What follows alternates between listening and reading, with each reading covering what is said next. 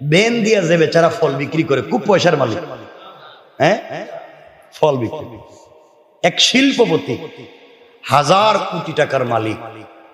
উনি একদিন স্বপ্নে দেখতেছেন কে যেন এসে বলছে, তুই অমুক ফল বিক্রি করে যে, ওরে একটা উমরা করা। কি করা? ঘুম থেকে উঠে চিন্তা করে, আমি ফলওয়ালারে উমরা করাবো, কি ব্যাপার? মনে করছে এটা এমনি দেখছে। কয়েকদিন পরে আবার স্বপ্নে দেখছে, এই তোমার কি হলো? তোমারে বললাম না ওই ফলওয়ালারে উমরা করাইতে, উমরা করাচ্ছ না কেন? দ্বিতীয় দিন স্বপ্নে দেখছে, কি রে আমি বেনওয়ালারে কই পাবো? মনে করছে এগুলো এমনি। তৃতীয় দিন স্বপ্নে দেখছে, তুমি কি উমরা করাবে নাকি করাবে না? তোমার কি সব থাকবে না সব ধ্বংস হয়ে যাবে? উমরা করাবে কি করাবে না? বেচারা ঘুম ভাঙ্গার পরে তো পাগল হয়ে গেছে, বাস্তব এর উমরা করাইতে হবে।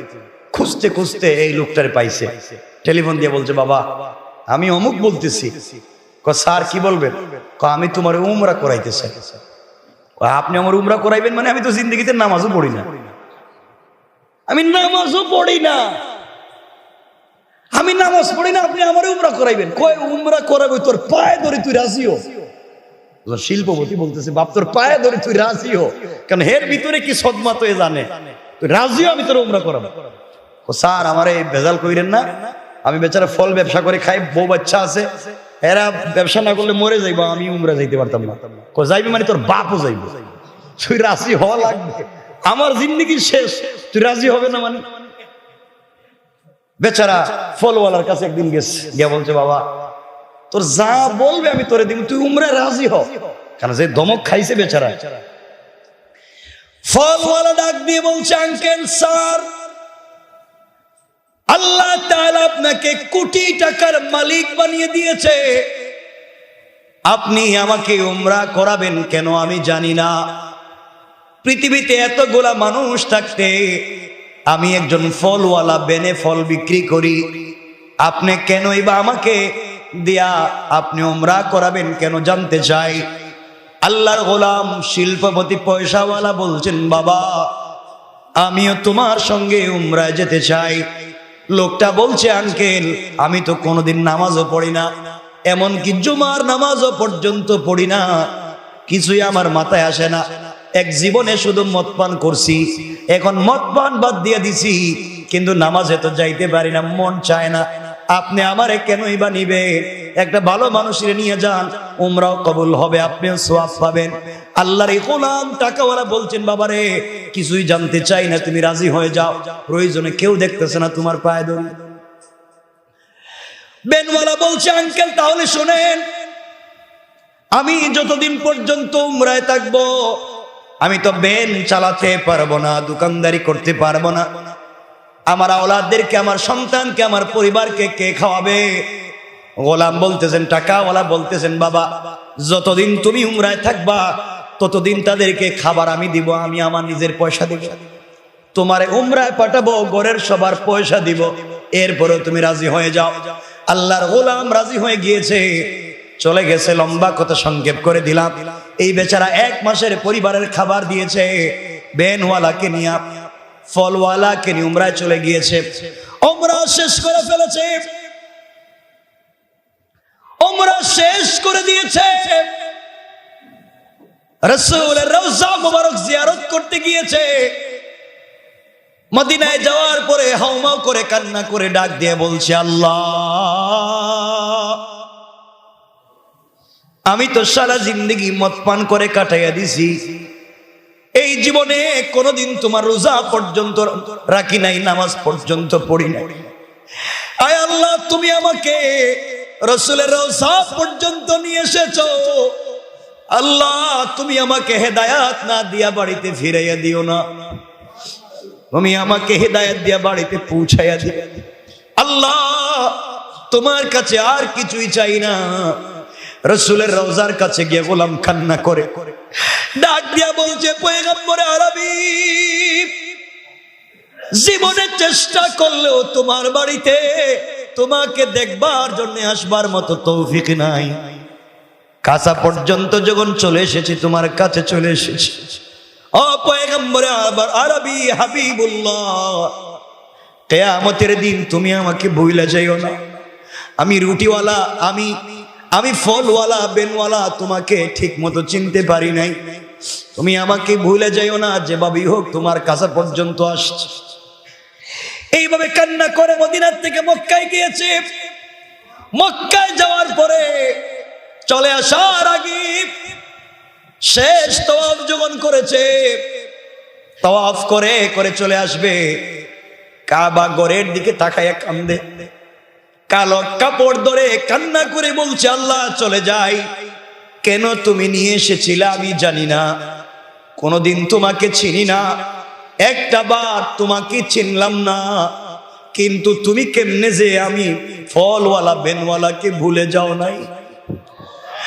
আমি তোমাকে ভুলে গিয়েছিলাম, পুরা জিন্দগি ভর তোমাকে ভুলে ভুলে মদ পান করেছি, তোমাকে কত গালি দিয়েছি, তোমার কদমে সাজদা করি নাই, এত নাফরমানি করার পরে কেমনে তুমি আমাকে ভুলে গেলা না। আয় আল্লাহ তাআলা, আয় আল্লাহ তাআলা, তুমি আমাকে ক্ষমা করে দিও, তোমার কাছাকাছি রাখো, তুমি এত ভালোবাসো জানি না।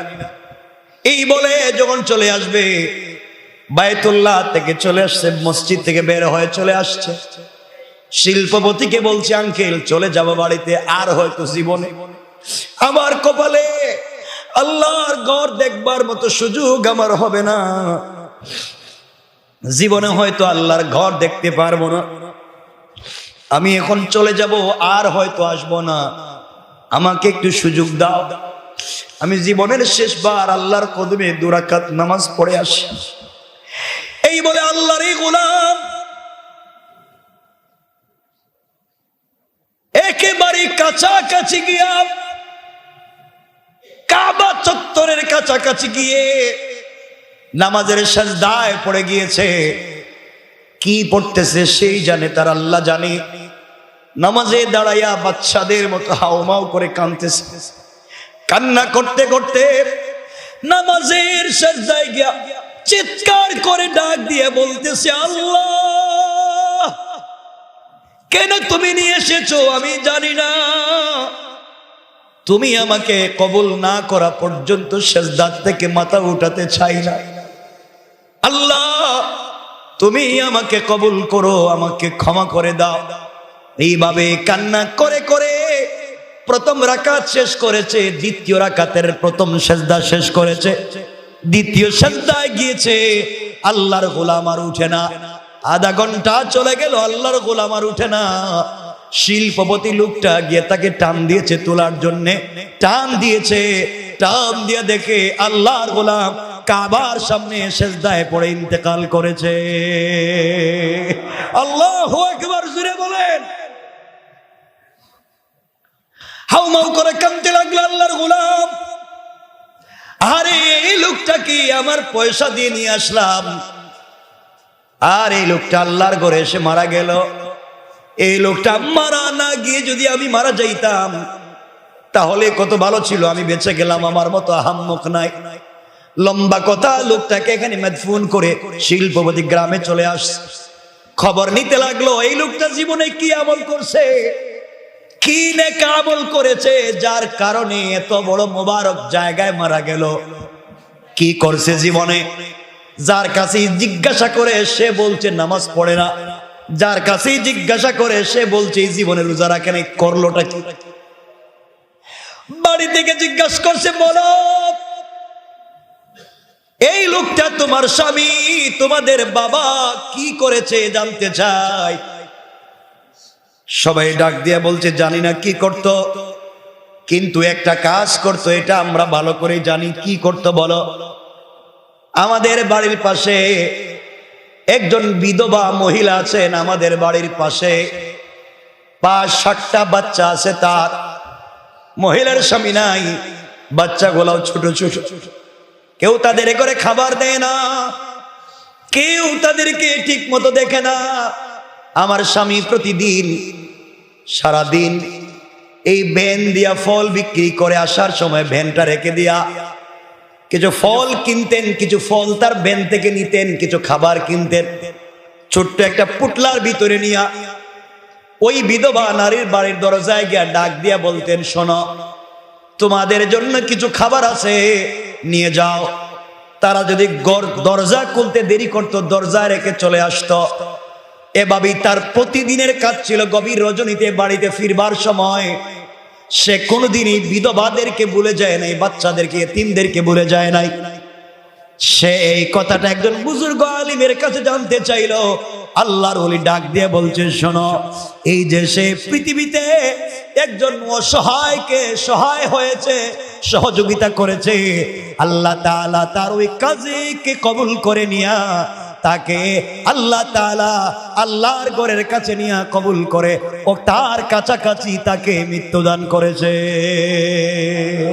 আল্লাহু আকবার। চিন্তা করছে সহযোগিতা করা কত বড় কাজ। এটার তো নামাজ রোজা বাদ দিয়ে দিবেন এটা নয়, এটা তো পড়বেনই। সুযোগ পাইলেই অসহায়কে সহযোগিতা করবেন ইনশাআল্লাহ। বলেন ইনশাআল্লাহ। রমজান একটা ফরজ আদায় করলো, সে অন্য মাসে যেন 70টা ফরজ আদায়ের সওয়াব পেয়ে গেল। সুবহানাল্লাহ জোরে বলেন।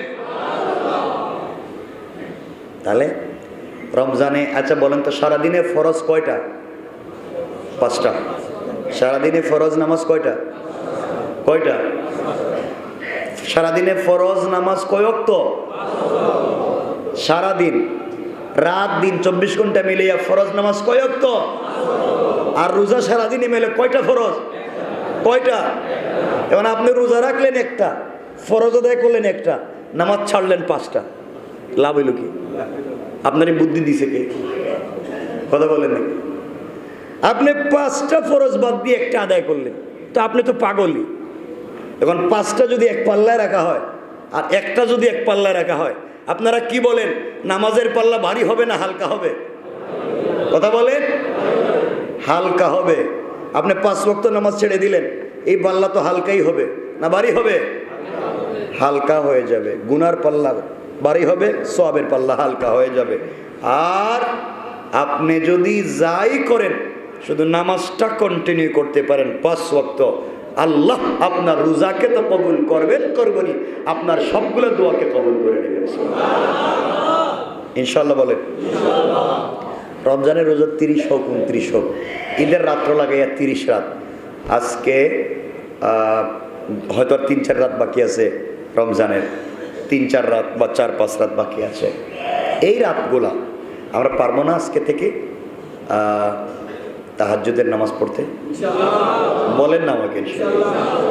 40টা রাত কন্টিনিউ করতে পারবো না ইনশাআল্লাহ? রমজানের আগে পরে বলেন না ইনশাআল্লাহ? হাত তুলে বলেন না ইনশাআল্লাহ? সবাই বলেন, জোরে বলেন, আল্লাহ আমাদেরকে কবুল করো, আমাদেরকে মাফ করো, আমাদের দিলের এই তাকাজাকে কবুল করো। বলেন, জোরে বলেন আমিন। 40টা রাত। রমজান তো 30, না ঘুমাবেন। রমজানের পরে 2-3, রমজানের আগে 2-3, 40 রাত। এই 40 রাত যদি একটানা তাহাজ্জুদের নামাজ পড়তে পারেন, একদিকে তো আপনি রোজাদার, একদিকে 5 ওয়াক্ত নামাজি, একদিকে তাহাজ্জুদওয়ালা। আল্লাহ রাসূল হাদিসে বলছেন, এই বেচারা 40 রাত পরে যখন হাত উঠাবে, তখন আল্লাহ ফেরেশতাদেরকে বলেন, সাক্ষী থাক, বান্দা তো কিছুই চায় নাই, আমি যে 8টা জান্নাতের দরওয়াজা খুলে দিছি তা নয়, বরং আমি নিজে তার রোজার বদলা হয়ে গিয়েছি। বদলা আছে পুরা রমজানে, পুরা জীবন আমরা যে ইবাদত করি, এই ইবাদতের সওয়াব দেন ফেরেশতাদের মাধ্যমে। কিসের মাধ্যমে? আল্লাহ বলছেন, ফেরেশতাদের মাধ্যমে আমি রোজার বদলা দেই। আর কেউ যদি রোজা রাখে, ফেরেশতাদের মাধ্যমে পুরো মাসের বছরের বদলা দিই। আর কেউ যদি রোজাদার হয়, আল্লাহ বলছেন, আস-সাওমু লি ওয়া আনা আজজি বিহি, রোজা আমার জন্য, আমি নিজে রোজার বদলা আমার হাতে দেই। আর কোন কোন বর্ণনায় আছে, আমি নিজেই রোজার বদলা হয়ে যায়। সুবহানাল্লাহ বলেন। এজন্য রোজা রাখবো তো ইনশাআল্লাহ? সবাই বলেন। না নিয়ত করে বসে রয়েছেন যে রোজা না রাইকে বদলা দিয়ে দিবেন, রোজার ফি দিয়া? না কি তা দিবেনি তো অনেকে, ওরা তো জানি আমি। ও রোজা রাখতে পারতেছি না, দিয়া দিই, 50 টাকা করে দিয়া দাও। এত দামি রোজা, 50 টাকা 100 টাকা করে দিয়া দিলেন, কি সহজ ইসলাম!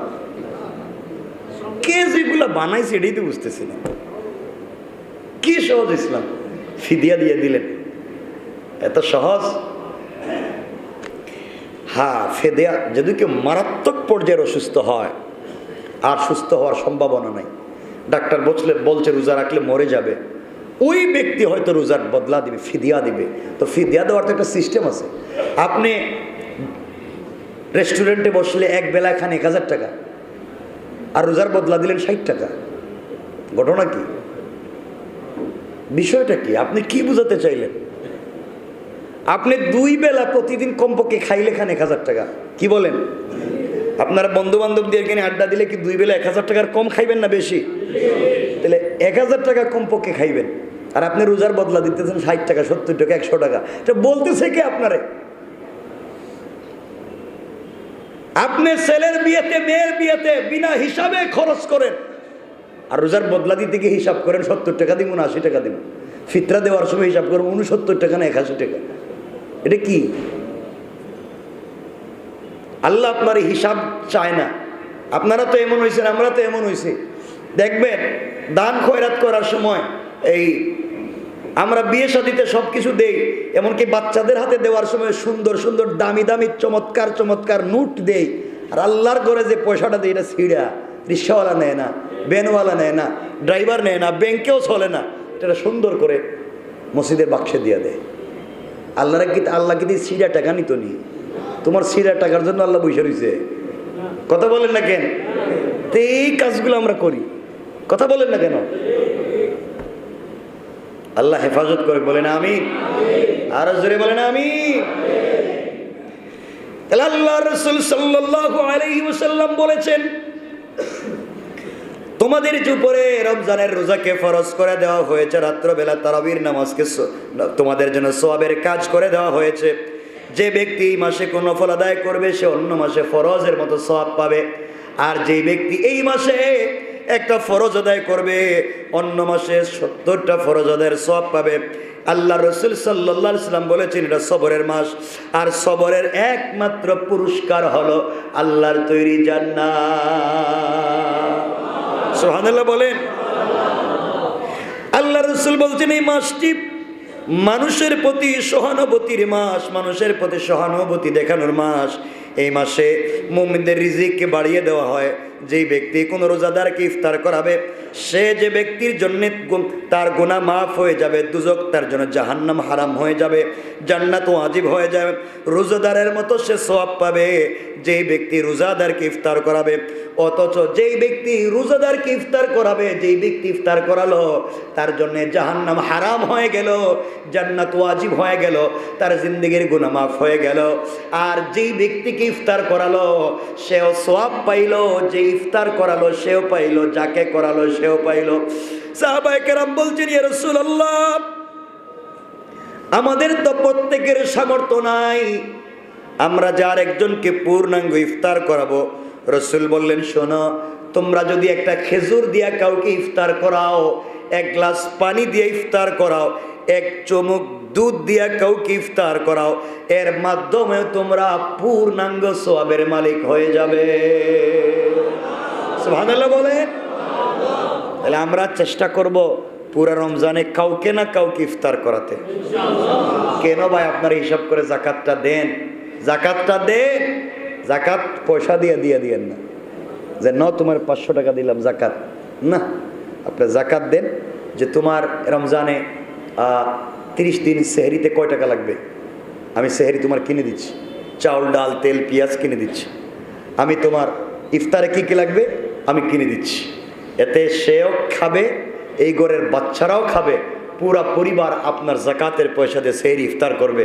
আর আপনি শুধু শুধু রয়্যালিটি ফ্রি সওয়াব পাবেন। সুবহানাল্লাহ বলেন। আপনি রমজানে কাউকে ইফতার করাচ্ছেন, 70টা সওয়াব পাচ্ছেন। আর এই পরিবারের কতজন মানুষ ইফতার সেহরি খাচ্ছে, আপনি যদি সওয়াব আর সওয়াব পাচ্ছেন। এই জন্য ইনশাআল্লাহ এই রমজানে পারবো তো ইনশাআল্লাহ। আপনারা বলবেন আমার উপরে তো জাকাত ফরজ হয় নাই, আপনার উপরে কি তা একটা খেজুর খাওয়াইবার মতো পয়সা নেই? না বলেন নাই? আপনাদের কারো পকেটে আরেকজনটা একটা খেজুর দেওয়ার পয়সা নাই, তো দিতে পারবেন না? বলেন না ইনশাআল্লাহ?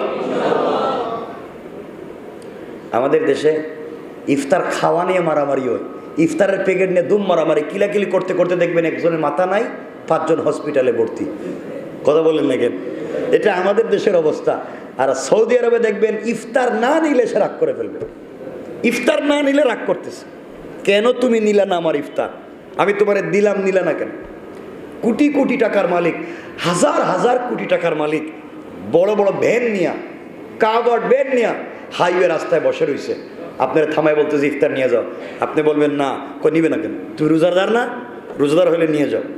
মানে আপনি নিবেন না, জুড়ে দিবে। সুবহানাল্লাহ বলেন না? আপনি নিবেন না, জুড়ে দিবে। আর আমাদের দেশে মানে জুড়ে দিবে মানে তোরে মাইরে হলেও নিয়ে যাই। কথা বলেন না কেন? এই হচ্ছে আমাদের দেশের কন্ডিশন।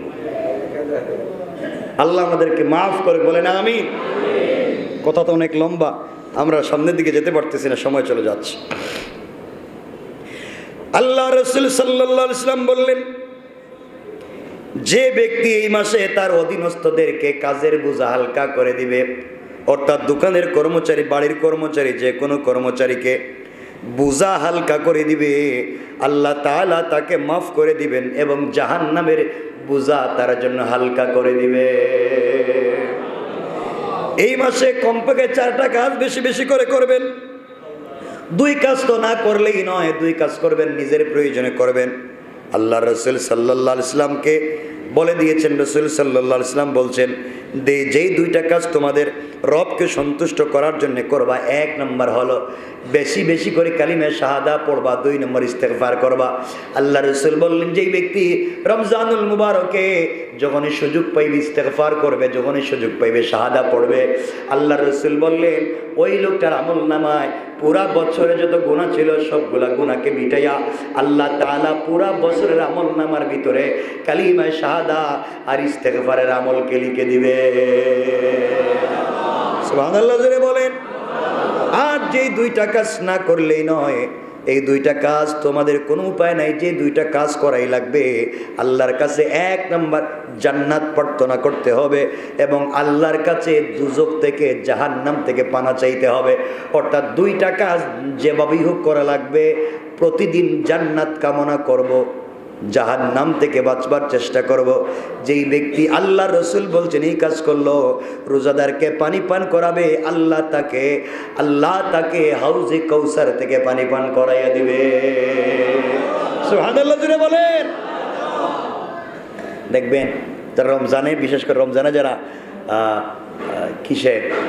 রমজানে যারা উমরা করতে যাবেন মদিনায় বা মক্কায় থাকেন, শেষ 10 দিন গেলে দেখবেন আপনারা বড় শিল্পপতি দামি দামি গাড়ি নিয়ে আসছে, কয়েক কোটি টাকা দামের গাড়ি নিয়ে আসছে, বাচ্চাদেরকেও সাথে করে নিয়ে আসছে, বউরেও নিয়ে আসছে, সবার হাতে ফ্লাক্স। কি ফ্লাক্সে কি আছে? হয়তো রং চা, নাহলে গাওয়া নিয়ে বড় বড় কোটি টাকার মালিক গাওয়া নিয়ে ঘুরতেছে, রাস্তায় রাস্তায় ঘুরতেছে, হাজ গাওয়া। মানে তুই তো ইফতার করছে, এখন গাওয়া। বউ মহিলাদেরকে বলতেছে, স্ত্রী মহিলাদেরকে বলতেছে গাওয়া, বাচ্চারা বলতে না খাইলে বলবে আপনি এই নামাজ পড়ে আসছেন না, আপনি রোজাদার। গাওয়া। পাবলিকও কাছাকাছি যায়, আর তারা দিতে পারলে খুশি হয়, দিতে পারলেই খুশি হয়। সুবহানাল্লাহ বলেন। সুবহানাল্লাহ জোরে বলেন। আল্লাহু আকবার, আল্লাহ। আর আমরা ইফতারের পরে দাঁড়ায় থাকি, যা রইছে এগুলোর গাট্টি বান্ধিয়া বাড়ি চলিয়ে যায়। কথা বলেন নাকি? আমাদের সব উল্টা। আল্লাহ আমাদেরকে হেফাজত করে, বলেন আমিন। এই রমজান আমাদের খুব কাছাকাছি চলে আসছে। আমরা আল্লাহ যদি বাঁচে, আমরা রমজান নিয়ে কথা বলবো। রমজান প্রতিযোগিতার মাস, তাকওয়া অর্জনের মাস। আমার ইচ্ছা ছিল আজকে তাকওয়া অর্জন কেমনে হবে এটা নিয়ে আমরা কথা বলবো। আমরা প্রতিযোগিতা করি, আল্লাহ বলছেন আল্লাহকুমুত তাকাসুর হাত্তা যুরতুমুল মাকাবির। আমরা পরস্পর প্রতিযোগিতা করি কোন জিনিস? বৃদ্ধি করার জন্য, সম্পদ বৃদ্ধি করার জন্য আমরা একে অপর থেকে প্রতিযোগিতা করি। যতক্ষণ পর্যন্ত না আমরা কবরে যাই, কবরে যাওয়া পর্যন্ত প্রতিযোগিতা করি দুনিয়ার।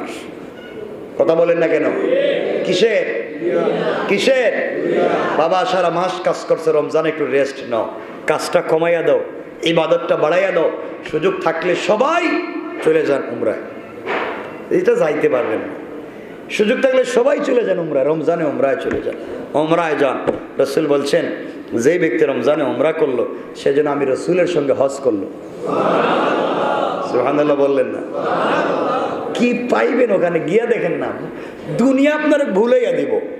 সত্যি যদি আপনি উমরার জন্য যান রমজানে, দুনিয়া আপনার ভুলেই যাবেন, দুনিয়ার কথা মনেই থাকবে না, নিশ্চিত নিশ্চিত মনে থাকবে না। কারণ এই পরিবেশই নাই দুনিয়া মনে করা।